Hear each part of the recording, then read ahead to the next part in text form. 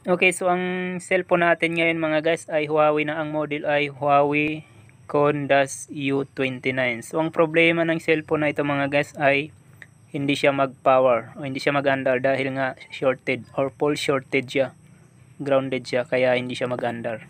So dahil sa pag-diagnose natin mga guys, ito yung nakita nating problema niya is yung isang pisa na ito mga guys ay pumutok. Kaya ito yung dahilan ng kanyang pagka full shorted. So ang gagawin lang natin dito mga guys ay tatanggalin natin itong may bilog.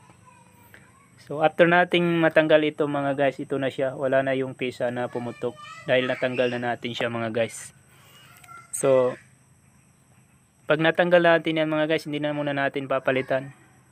Susubukan nating paandarin. So yung sa inyo mga guys, kung meron kayong ganito, subukan nyo lang muna paandarin. Kasi ito mga guys, hindi ko na siya pinalitan at yan, naging okay na siya mga guys.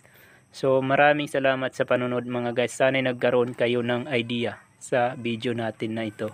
Maraming salamat sa panonood mga guys. Huwag kalimutang mag-subscribe para sa iba pang video natin.